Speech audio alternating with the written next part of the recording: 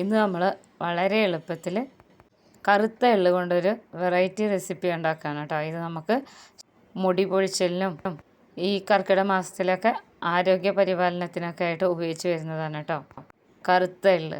അപ്പോൾ ഇത് വളരെ ടേസ്റ്റിയാണ്, വളരെ ഈസിയാണ്, നമുക്ക് സ്റ്റോർ ചെയ്ത് വെക്കുകയും ചെയ്യാം. എങ്ങനെയാണോ ഉണ്ടാക്കുന്നത് നോക്കാമല്ലോ. ഇതിനായിട്ട് ഞാനിവിടെ ഉണ്ട ശർക്കര ഒരു 1/4 കിലോനോളം എടുത്തിട്ടുണ്ട് കേട്ടോ. അത് ഞാനൊന്ന് ചതച്ചെടുത്തതാണ്, പെട്ടെന്നൊന്ന് മെൽറ്റായി വരാൻ വേണ്ടിയിട്ടാണ് കേട്ടോ. ഇനി ഇതിലേക്ക് ഒരു 1/4 കപ്പ് വെള്ളം കൂടെ ഒഴിച്ച് നന്നായിട്ട് ഇതിനൊന്ന് തിളപ്പിച്ചെടുക്കാം. ഇത് അത്യാവശ്യം നന്നായിട്ടൊന്ന് കുറുകി വരണം കേട്ടോ. അതുവരെ നമുക്ക് സ്റ്റൗവിൽ വെച്ച് ഇതുപോലെ ഒന്ന് തിളപ്പിച്ചെടുക്കാം. അപ്പോൾ ഞാനിവിടെ സ്റ്റൗവിൽ വെച്ചിട്ടുണ്ട് കേട്ടോ. ഇനി ഇത് നന്നായിട്ടൊന്ന് തിളച്ച് വരട്ടെ. ഇടയിലൊന്ന് ഇളക്കി കൊടുത്താൽ മാത്രം മതി കേട്ടോ, ഈ ഒരു രീതിയിൽ. ഇനി നമ്മൾക്ക് ഇതിനായിട്ട് ഇത് സൺഫ്ലവർ സീഡാണ് കേട്ടോ. ഇതൊരു 1/4 കപ്പോളം എടുത്തിട്ടുണ്ട്. ഇത് നമുക്ക് മാർക്കറ്റിലൊക്കെ വാങ്ങാൻ കിട്ടും കേട്ടോ. ഇത് കഴിക്കുന്നതും വളരെ നല്ലതാണ് നമ്മൾക്ക്. അപ്പോൾ ഇത്രയും എടുത്തിട്ടുണ്ട്. ഇത് ഞാനൊരു പ്ലേറ്റിലേക്ക് മാറ്റുകയാണ് കേട്ടോ. നമ്മളിത് അളന്നെടുക്കുകയാണ് ചെയ്യുന്നത്. ഇനി ഞാൻ 2 കപ്പോളം കറുത്ത എള്ളാണ് എടുക്കുന്നത് കേട്ടോ. അപ്പോൾ അത് അളന്ന് തന്നെയാണ് എടുക്കുന്നത്. ആദ്യം ഞാനൊരു കപ്പ് എടുത്തിട്ടുണ്ട്. ഇത് നന്നായിട്ട് ഇതിലെ കല്ലൊക്കെ ഉണ്ടെങ്കിൽ കളയണം കേട്ടോ. ഇത് ഞാൻ നന്നായിട്ട് കഴുകി ഉണക്കിയെടുത്തതാണ്. കറുത്ത എള്ളാണ് ഏറ്റവും നല്ലത് കേട്ടോ. അപ്പോൾ ഇത് 2 കപ്പ് തന്നെ അളന്നെടുത്തിട്ടുണ്ട്. അതുപോലെ തന്നെ ഇനി 1 കപ്പ് നിലക്കടലയാണ്. ഇത് നമുക്ക് മാർക്കറ്റിലൊക്കെ വാങ്ങാൻ കിട്ടും. ഇനി ഇതൊന്ന് വറുത്തെടുക്കാം. ആദ്യം തന്നെ നിലക്കടല ഞാനൊന്ന് വറുത്തെടുക്കണം കേട്ടോ.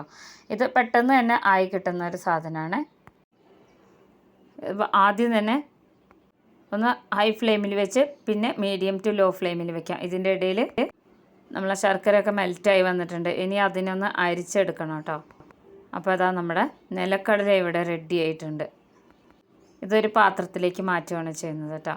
ഇനി അതേ കടായിൽ തന്നെ നമ്മളിനി ഇതിലേക്ക് നേരത്തെ എടുത്ത് വെച്ചിട്ടുള്ള സൺഫ്ലവർ സീഡും കറുത്ത എള്ളും കൂടെ ഇതിലേക്ക് ഇട്ട് കൊടുക്കുകയാണ് ചെയ്യുന്നത്.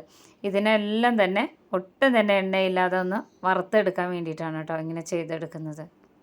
അപ്പോൾ ഇത് രണ്ടും കൂടി തന്നെയാണ് കേട്ടോ വറുത്തെടുക്കുന്നത്.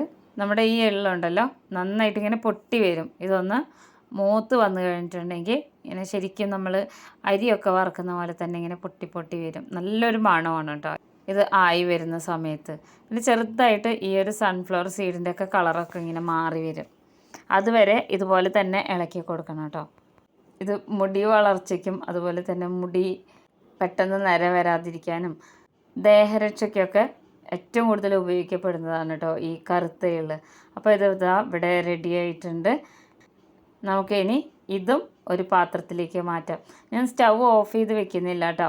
ഇത് അപ്പം തന്നെ ഒരു പാത്രത്തിലേക്ക് മാറ്റി. ഇനി നമ്മൾ ഒരു സാധനം കൂടെ ചേർത്ത് കൊടുക്കാനുണ്ട് ഇതിൽ.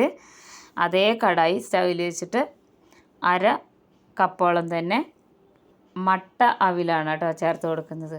അപ്പോൾ അരിയും ഗോതമ്പും ഒന്നും തന്നെ വേണ്ട. അരിയൊന്നും വറക്കാതെ തന്നെ വളരെ ഹെൽത്തി ആയിട്ട് ഒട്ടും തന്നെ എണ്ണയില്ലാതെ നമുക്ക് ഇതുപോലെ ഉണ്ടാക്കിയെടുത്താൽ മതി. ദിവസം 1 സ്പൂൺ വെച്ച് കഴിച്ചാൽ മതി കേട്ടോ.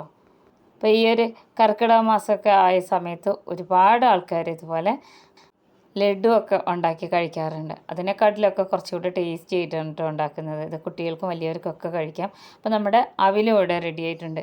അപ്പോൾ ഇനിയിപ്പോൾ ഇതാ ഞാനിത് പ്ലേറ്റിലാക്കി വെച്ച് ചൂടാറാൻ വെച്ച അതേ പാത്രത്തിലേക്ക് തന്നെ ഈ അവിലും കൂടെ ഇട്ട് കൊടുക്കാൻ കേട്ടോ. ഇനി ഇത് ഒരു 10-20 മിനിറ്റ് ഒന്ന് എടുക്കും ചൂടാറി വരാൻ വേണ്ടിയിട്ട്.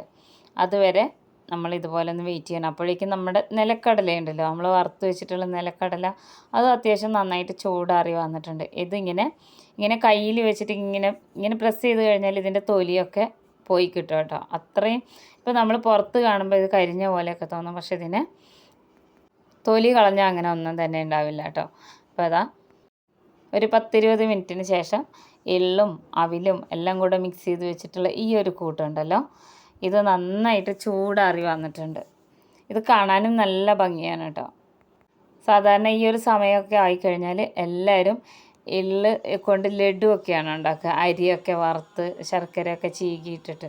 നമ്മളിവിടെ വളരെ വെറൈറ്റി ആയിട്ട് കുറച്ചും കൂടെ ടേസ്റ്റിലാണ് ചെയ്തെടുക്കുന്നത്. അപ്പോൾ ഞാനിതാ നിലക്കടല വറുത്തെടുത്തത് തൊലിയൊക്കെ കളഞ്ഞെടുത്തിട്ടുണ്ട്. അത്യാവശ്യം നന്നായിട്ട് ചൂടാറിയിട്ടുണ്ട് കേട്ടോ. ഇനി ഒരു മിക്സിയുടെ ജാർ എടുത്തിട്ടുണ്ട്. ഇതിൽ ഒട്ടും തന്നെ വെള്ളം ഉണ്ടാവരുത് കേട്ടോ. ആദ്യം ഈ നിലക്കടല ഇട്ട് കൊടുക്കാം. ഇനി നമ്മൾ നേരത്തെ റെഡിയാക്കി വെച്ചിട്ടുള്ള എള്ളും അവിലും സൺഫ്ലവർ സീഡും കൂടെ ഇട്ട് കൊടുക്കാം. ഒന്ന് ക്രഷ് ചെയ്തെടുക്കാൻ വേണ്ടിയിട്ടാണ്. ഒത്തിരി പൊടിക്കരുത് കേട്ടോ. ഒത്തിരി പൊടിച്ച് കഴിഞ്ഞാൽ പിന്നെ നമുക്കിങ്ങനെ ഒരു പൗഡർ ഫോമിൽ കഴിക്കേണ്ടി വരും. അപ്പോൾ അതിനെക്കാട്ടിലും കുറച്ചുകൂടെ നല്ലത് ചെറുതായിട്ടൊന്ന് ക്രഷ് ചെയ്തെടുക്കുകയാണ്. അപ്പോൾ ഞാൻ ക്രഷ് ചെയ്തിട്ട് കാണിച്ചു തരാം എങ്ങനെയാണെന്ന്. പെട്ടെന്ന് തന്നെ നമുക്ക് ജോലി തീരും കേട്ടോ. അപ്പോൾ ഇതാ നന്നായിട്ടൊന്ന് ക്രഷ് ചെയ്തെടുത്തിട്ടുണ്ട്. ഇങ്ങനെയാണ്. ചെറിയ ചെറിയ ഇതിലൊക്കെ എള്ളും ഉണ്ടാവും കേട്ടോ, ചെറിയതായിട്ട്. അതൊന്നും കുഴപ്പമില്ല, നല്ല രുചിയാണ് കേട്ടോ അത് കഴിക്കാൻ വേണ്ടി.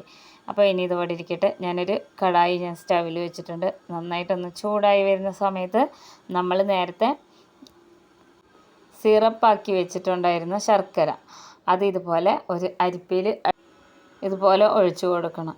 അപ്പോൾ നമ്മൾ ഉണ്ട ശർക്കര വാങ്ങിക്കുമ്പോൾ കുറച്ച് അതിലിങ്ങനെ കച്ചറയൊക്കെ കാണും ചെറുതായിട്ട്. അപ്പോൾ അതില്ലാതിരിക്കാൻ വേണ്ടിയിട്ടാണ് ഇതുപോലെ അരിച്ചെടുക്കുന്നത് കേട്ടോ. അപ്പോൾ ഞാൻ മുഴുവനായിട്ടും എടുത്തിട്ടുണ്ട്. ഇനി ഇതിലേക്ക് ക്യൂമിൻ സീഡ്, ചെറിയ ജീരകം, സാമ്പാർ ജീരകം എന്നൊക്കെ പറയും. ഈ ജീരകം ഉണ്ടല്ലോ അത് വറുത്ത് പൊടിച്ചതാണ്. 1 സ്പൂൺ നിറയെ ഇട്ട് കൊടുത്തിട്ടുണ്ട്. പിന്നെ ചുക്കാണ്, ചുക്കും മഞ്ഞളും കൂടെ പൊടിച്ചെടുത്തതാണ്. ഒരു 1/4 സ്പൂണോളം എടുത്തിട്ടുണ്ട്. ചുക്കും മഞ്ഞൾപ്പൊടിയും കൂടെയാണ് കേട്ടോ.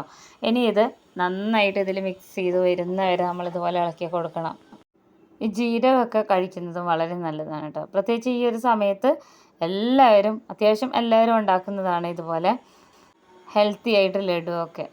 ഇനി ഇത് നന്നായി മെൽറ്റായി വന്നിട്ടുണ്ട്. ഇതിൽ നന്നായിട്ട് മിക്സായി വന്നിട്ടുണ്ട്. ഇനി നമ്മൾ ക്രഷ് ചെയ്ത് വെച്ചിട്ടുള്ള ഈ ഒരു കൂട്ടുണ്ടല്ലോ, എള്ളിൻ്റെയും നിലക്കടലയുടെ ഒക്കെ, ഇതുപോലെ തന്നെ ഇതിലേക്ക് ഒഴിച്ചു കൊടുക്കുക. ഒഴിച്ചു കൊടുക്കുമ്പോൾ വളരെ ലോ ഫ്ലെയിമിൽ വേണം വെക്കാൻ വേണ്ടി.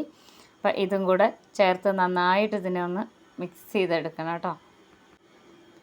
നല്ലോണം ഒന്ന് മിക്സായി വരുന്നവർ ഇതുപോലെ ഇളക്കിക്കൊണ്ടിരിക്കണേ. അപ്പോൾ ഈ ഒരു രീതിയിൽ തന്നെ ചെയ്തെടുത്താൽ മതി. ഇത് രുചിക്കായിട്ടൊന്നും വേറെ പ്രത്യേകിച്ച് ഒന്നും ഇതിൽ ചേർക്കണ്ട കേട്ടോ. കളറിനായിട്ടും ഒന്നും ചേർക്കണ്ട. നന്നായിട്ട് ഇതുപോലെ ഒന്ന് ഇളക്കിയെടുത്ത് വരുമ്പോൾ ഇതിൻ്റെ കളറൊക്കെ ചെറുതായിട്ട് മാറി വരും. അത് ഈ ശർക്കരയുടെയാണ് കേട്ടോ. ഇതിപ്പോൾ ആയിട്ടുണ്ട്. ഇനി ഒരു 1/4 കപ്പോളം തേങ്ങ ചിരവിയതും കൂടെ ഇതിലേക്ക് ചേർത്ത് കൊടുക്കണം. തേങ്ങയും കൂടെ ഉണ്ടാകുമ്പോഴാണ് കുറച്ചും കൂടെ അതൊരു രുചി കേട്ടോ.